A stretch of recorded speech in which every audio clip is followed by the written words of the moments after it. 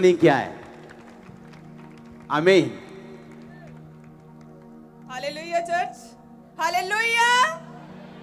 तो कितने जन तैयार हैं परमेश्वर की महिमा जो मेरे जीवन में हुई उसे सुनने के लिए? मैं आपको बताना चाहती हूँ कि परमेश्वर जो महिमा में परमेश्वर है वो दयावान है। परमेश्वर निर्बलों को चुनता है उनके जीवन में अपनी सामर्थ्य को सिद्ध करने के लिए, ताकि जब दूसरे लोग उस निर्बल को देखें तो परमेश्वर की महिमा हो, परमेश्वर की सामर्थ्य उनके जीवनों से दूसरे लोग भी शिफा पा सकें, दूसरे लोग भी सामर्थ्य को पाएं। आमीन। हम पहला कुरिन्थियों उसकी 26 आयत को पढ़ेंगे कि हे भाइयों, अपने बुलाए जाने को तो सोचो कि ना शरीर के अनुसार बहुत ज्ञानवान और ना बहुत सामर्थी और ना बहुत कुलीन बुलाए गए, परंतु परमेश्वर ने जगत के मूर्खों को चुन लिया है कि ज्ञानवानों को लज्जित करे, और परमेश्वर ने जगत के निर्बलों को चुन लिया है कि बलवानों को लज्जित करे। आमीन। मैं आपको बताना चाहती हूँ, अपनी जिंदगी की एक बहुत ही बड़ी गवाही देना चाहती हूँ कि मैं अपनी जिंदगी में जब मैं पढ़ रही थी तो मैं बहुत ही पैशनेट थी अपनी स्टडी के लिए। मैंने पहले ग्रेजुएशन की, उसके बाद मैंने PGDCA किया, उसके बाद मैंने MSc IT की। लेकिन इतना पढ़ी लिखी होने के बावजूद भी मुझ में एक बहुत ही बड़ी कमी थी, एक कमजोरी थी, एक निर्बलताई थी कि मैं किसी के सामने बोल नहीं सकती थी, मैं किसी के सामने अपने वर्ड्स को एक्सप्रेस नहीं कर सकती थी। इवन कि मैं अपने स्कूल में अपने टीचर्स के सामने जब जाती थी तो उनके पास जाकर धीरे से बोलती थी कि मैम प्लीज मुझे कुछ भी खड़े होकर बोलने के लिए मत बोलिएगा, क्योंकि मुझ में इतना हियाब नहीं है, मैं इतनी शाई हूँ कि मैं किसी के सामने बोल नहीं सकती। इवन के 30 स्टूडेंट्स 25 स्टूडेंट्स के सामने भी मुझ में इतना बल नहीं था कि मैं उनके सामने कुछ बोल सकूं। और टीचर्स पूछते थे कि क्या प्रॉब्लम है, क्या बात है, मैं उस समय कुछ नहीं बता पाती थी क्योंकि मैं बहुत ही शाई थी।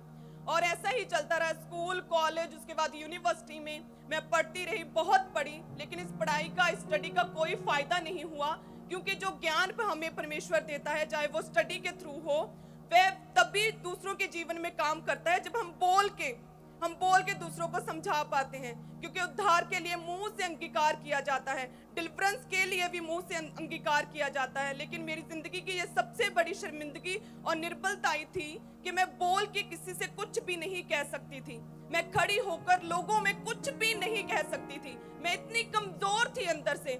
लेकिन और जब ये टीचर के पास जब नए क्लास में जाती थी तो टीचर को स्पेशल मिलती थी ये कि आप मुझे कोई भी ड्यूटी दे दो क्लास में, लेकिन मुझे खड़े होके बोलने के लिए कुछ नहीं कहना, क्योंकि मैं बोल नहीं पाती हूँ, मेरे अंदर पता नहीं क्या चीज प्रॉब्लम है कोई।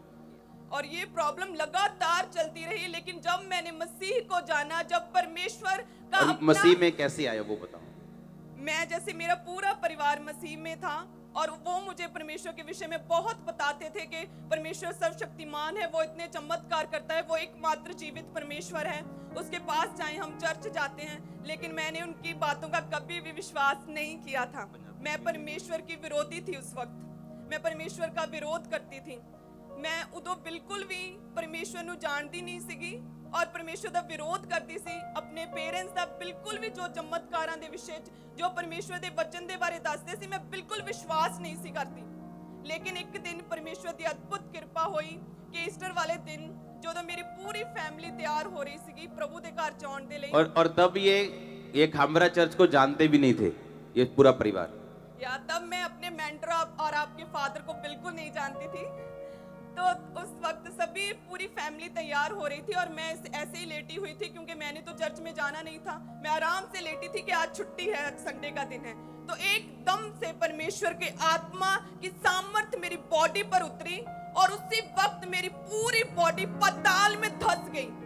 उसी समय सुनो और सुबह के 6 बजे थे और पूरी बॉडी मेरी पाताल में धंस गई और मेरी आंखें खुली थी, मुंह खुला था। मेरे पेरेंट्स मेरे सामने तैयार हो रहे थे, लेकिन मैं कुछ भी बोल नहीं पा रही थी उस वक्त। और ऐसे ही चलता रहा कुछ सेकंड। उसके बाद धीरे धीरे मेरी बॉडी पाताल से ऊपर, पृथ्वी के ऊपर आई। मैं अपने बेड के ऊपर फिर से लेट गई और उसके बाद मेरे कानों में आवाज आने लगी कि परमेश्वर तुम्हें बहुत प्रेम करता है, परमेश्वर ने तुम्हें चुना है अपनी महिमा को दिखाने के लिए, परमेश्वर ने तुम्हें चुना है अपनी सामर्थ को दूसरे लोगों में सिद्ध करने के लिए, परमेश्वर तुम्हें बुला रहा है। कम ऑन बेटी, कम टू मी बेटी, इमीडिएटली मेरे पास आ। ऐसी आवाजें मेरे कानों में आने लगी और मैं सरप्राइज्ड और शॉक्ड थी। और जैसे ही मैं नॉर्मल हुई, कानों से आवाजें बंद हुई, उसी वक्त मैंने अपने पेरेंट्स को बताया। और वो ईस्टर का दिन था जब मैं पहली बार परमेश्वर की हुजूरी में, परमेश्वर की प्रेजेंस में और परमेश्वर के घर में गई थी। पहली बार चर्च जब गई थी, ईस्टर वाले दिन गई। वो ईस्टर का दिन था और उस दिन के बाद मेरी लाइफ ट्रांसफॉर्म हो गई, टोटल लाइफ चेंज हो गई। जब मैंने मसीह को जाना तो मेरी जिंदगी की सबसे बड़ी कमजोरी, सबसे बड़ी निर्बलताएं, जो मैं अपनी जिंदगी की सबसे बड़ी शर्मिंदगी समझती हूँ कि इतना पढ़ने लिखने के बावजूद भी मैं किसी से बात नहीं कर सकती थी, वो कमजोरी मेरी जिंदगी से दूर हो गई। आज ना केवल इस चर्च के लोग, गुरदासपुर ब्रांच के लोग, ऑनलाइन चर्चों में, बल्कि ऑनलाइन लाखों लोग आज मुझे सुन पा रहे हैं। हालेलुया।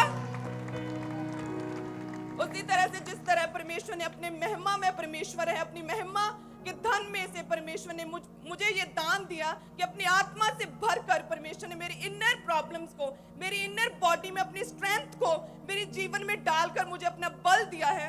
उसी तरह से और जब ये चर्च जाना शुरू हुए थे तो इनके पास, इनके फैमिली के पास किराया नहीं होता था कभी भी। यस, हम फाइनेंशियली इतने सिक थे, इतने गरीब थे, इतना निर्धन परिवार था, इतनी बीमारियों परेशानियों में थे, लेकिन कोई भी बीमारी, कोई भी पैसे की तंगी, कोई भी शर्मिंदगी हमें परमेश्वर से कभी भी दूर नहीं कर पाई थी।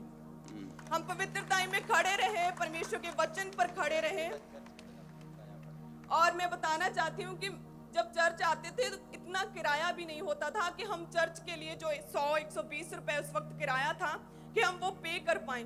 हमने गांव का एक भी दुकान, जिसे बोलते हैं मनियारी की दुकान, जहां पर सभी बिस्किट्स, नमकीन वगैरह मिलते हैं, कोई भी दुकान, कोई घर नहीं छोड़ा था जिनसे हमने पैसा ना मांगा हो। सिर्फ चर्च आने के लिए, सिर्फ चर्च आने के लिए। क्योंकि जब हमने जान लिया कि 7वें दिन, जो पहला दिन है, उसमें परमेश्वर के घर में आना जरूरी है, तो हमने परमेश्वर के वचन को फॉलो किया। हमने नहीं देखा कि हमारी जिंदगी में क्या प्रॉब्लम्स हैं, क्या गरीबी है, क्या शर्मिंदगी है। हमने परमेश्वर को अपना लिया और सीधा परमेश्वर की ओर चलने लगे।